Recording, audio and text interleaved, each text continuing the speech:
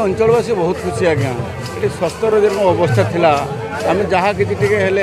बारिपदार refer करते कटक को आम बहुत असुविधार सम्मुखीन होते आज जाओ आम अंचलवासी बहुत खुशी व्यक्त कर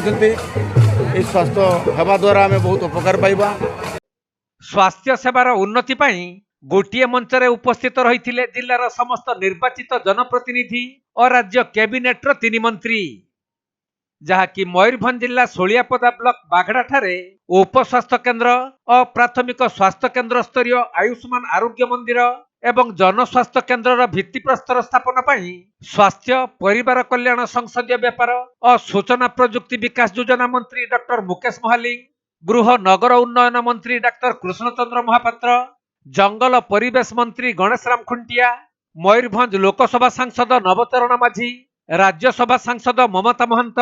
बारिपदा विधायक प्रकाश सोरेन, ओदला विधायक भास्कर मढ़ई, सारसकणा विधायक भादव हांसदा, रायरंगपुर विधायक जोलेन नायक, करंजिया विधायक पद्मचरण हाईबुरु, बड़साही विधायक सनातन बिजुली, जिला मुख्य चिकित्सा अधिकारी डॉक्टर प्रभात कुमार बेहरा और जिलापाल हेमकांत सोय उपस्थित रही प्रकल्पर शिलान्यास करथिले। मयूरभंज जिलार पूरा सांसद एवं विधायक यही स्थान रे बागड़िया स्थान रे एकाठी थई आमे स्वास्थ्य विभाग तरफ गोटे मेगा कार्यक्रम 18टा प्रोजेक्ट पाखापाखि 20 कोटी टंकार आमे श्री गणेश एवं शिलान्यास कार्यक्रम कराला गोटे जगारू एवं मयूरभंज जिले रे आमर आरोग्य मंदिर नुआ पीएससी आरोग्य मंदिर नुआ सीएससी तार जो श्री गणेश कार्यक्रम रे लोके केमती स्वास्थ्य सेवा रे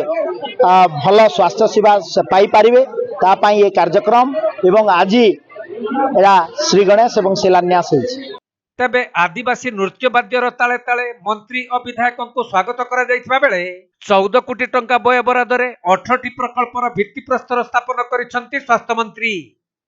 जहाँकि ग्रामांचल रे स्वास्थ्य सेवार उन्नति और गुणात्मक चिकित्सा सुविधा केमिति जनसाधारण माने पाई परिबे एही प्रकल्पर हेउछि मुख्य उद्देश्य। बहुत बड़ा गुटे हमें फूड प्रोसेसिंग यूनिट होची सेठी मध्य समस्या तयारी करिया पय छाडू नाती एठी हमें चेष्टा करछे हजारे गाई जिल्ला रे 3000 गाई समस्त को मागणा रे दियाथिबो ता पय गुटे गुटे कॉम्प्लेक्स तयारी होची जोटी कि से गाई माने रहिबे एवं ताको चिलिंग सेंटर रहबो ता देहर पनीर तयारी हबो खीर विभिन्न प्रकार एवं गो जात जिंस तयारी करी हबो ए पय योजना तयारी होची माने कहिले बहुत लंबा थिबो मुते शॉर्टकट रे कहूची ताकू मते बेघान तयारी करिया पय लोक चक्रांत करूछंती ए सुलिया पदारे में चाहूचे कि मुंबई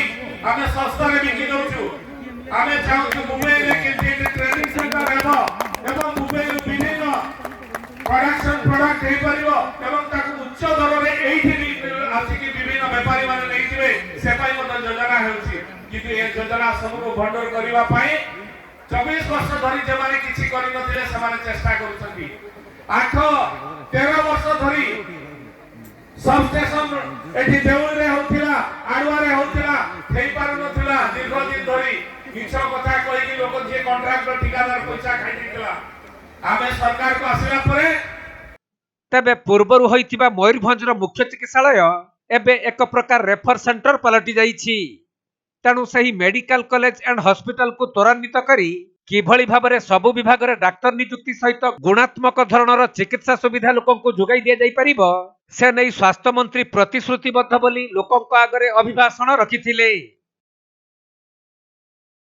अपन देखो मयूरभंज जिला निश्चित भाव में गोटे बड़ जिला एवं मयूरभंज जिलार समस्त आदिवासी को मुझे धन्यवाद देवी जे से माने मोहन सरकार हेबारे बड़ भूमिका ग्रहण करिसंती 7 जन 9 जन विधायक मंत्री विधायक एवं 3 जन 4 जन सांसद मध्य देइसंती एवं जो समस्या गुड़िक कहले ये समस्या आमे उत्तराधिकारी सूत्र रे पूर्व सरकार टू पाइचु and government is a continuous process एवं आमर सरकार को मात्र 4 मास होइछि एवं 4 मास भितरे मयूरभंज जिल्ला रे एटा उडे होउछि उडे बड़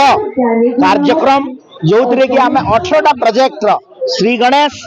एवं शिलान्यास कार्यक्रम होइछि। आगामी दिन रे जो डिमांड लोकंकर एवं आपण जो प्रश्न भी पचारि छंती तार जे हॉस्पिटल रे डॉक्टर देबा पई एवं विभिन्न स्वास्थ्य सेवा क्षेत्र में उन्नति पहुँचेवाई माननीय मुख्यमंत्री मोहन चरण माझी जी सदा चेष्टित एवं आम चेष्टा कर सर अनेक स्वास्थ्य केन्द्र में जो अच्छा एजेंसी अंडर जो